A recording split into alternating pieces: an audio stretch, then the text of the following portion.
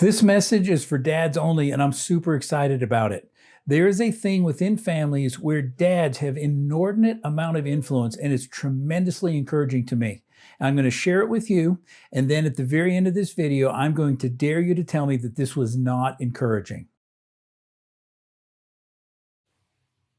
Dads, thank you so much for joining us for this session, and thank you for spending a little bit of your precious time to try and become a better dad. I really appreciate that. It's inspiring to me, and that's why we do what we do, because we just want to help as much as we can. This talk is based off of an entire session we do in our parenting seminar, and that talk is for fathers only. It's called Inordinate Influence, and I want to tell you what I mean by the word inordinate influence. With fathers, there is a strange economy within families where dad has more influence than anybody in the family. Whether he wants to or not, he can't get away from it. It's a law of nature. It can't be argued with. What you do, what you endorse, the things that you say, the attitudes that you have more influence than you probably know. And this can be a double-edged sword because you can have inordinate influence with your family for good, but you can also have it for bad. And so you can be a very negative influence or you can be a very positive influence. And I'm assuming that that's what you want to be because you're watching this video.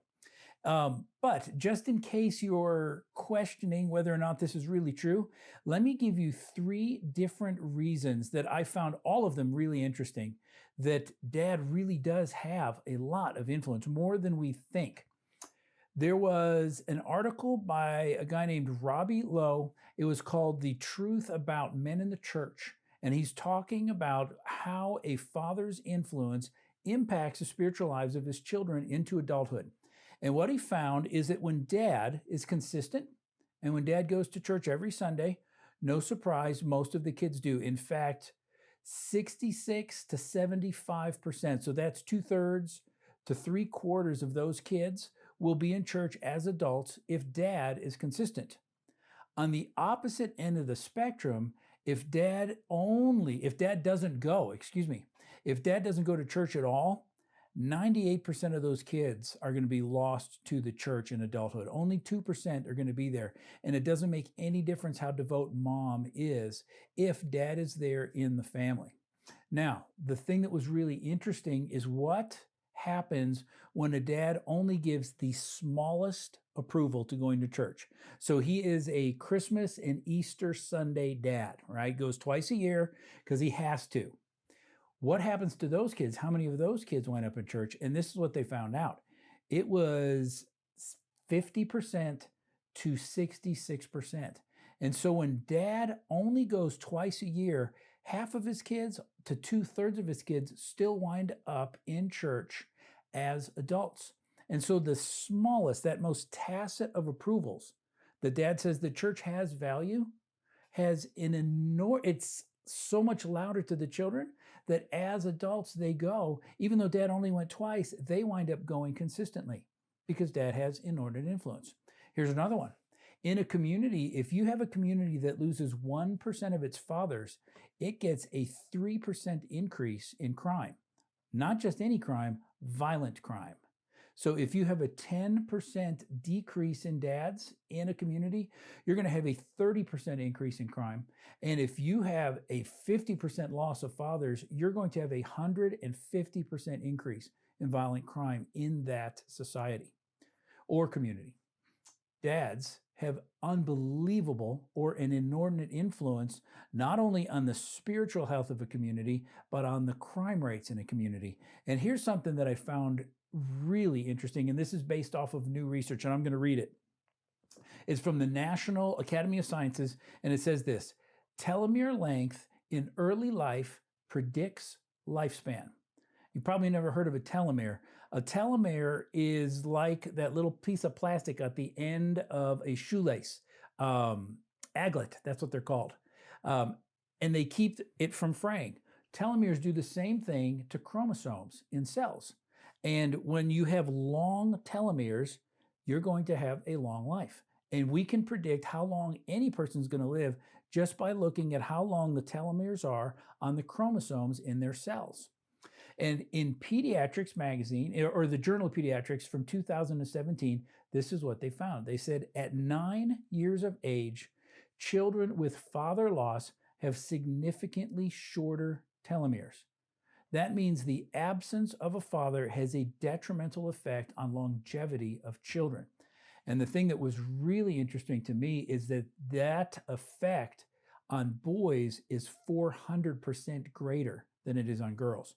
So the loss of a dad is going to decrease the life of children. We already know this. But for boys, it's 4 times as prevalent. So what do we do with this information?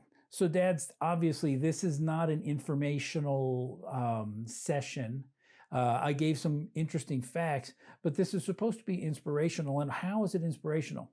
Because dads, I know this because I'm also a father. There's a lot of times when I come home from work, I am tired and I do not want, I want everything to go smooth. I don't want to have any problems. I don't want to have to worry about the kids, hey, with bad report card, fighting with the kids or a teacher's report. I don't want to know about a toilet that's broken down. And it encourages me when I remember the content of this talk that I'm trying to share with you, is that even when we have very little left in the tank, if we can dig deep, we actually get a return on our investment that is going to give us a positive return. And so dads, this is what I want to encourage you with. On your way home, take a couple of minutes and think about what's going on at the house. What's going on with my kids? What's going on with my wife? And come up with a quick plan. And here's why. George Barna says the number one, not the number one cause, the number one problem in parenting is a lack of intentionality. Well, dads, we can fix that. So on our way home, we can say what's going on with our children, have a basic plan or things that we just want to check up on. And we can know this because we have inordinate influence with our families.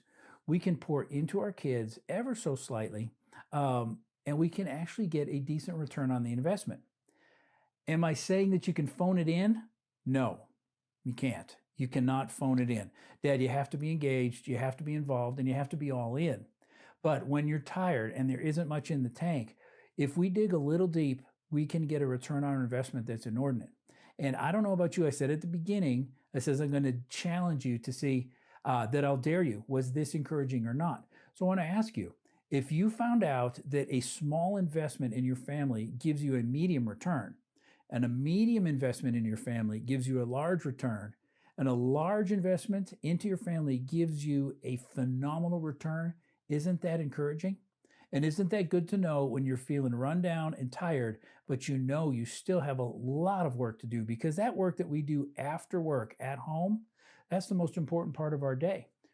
Bill Hybels, at the peak of his ministry, when he had the largest church in America, was working insane hours. And this is what he said. He says, I was spending all of my energy, all of my creativity, on all of my time at the church. And one day it just hit me.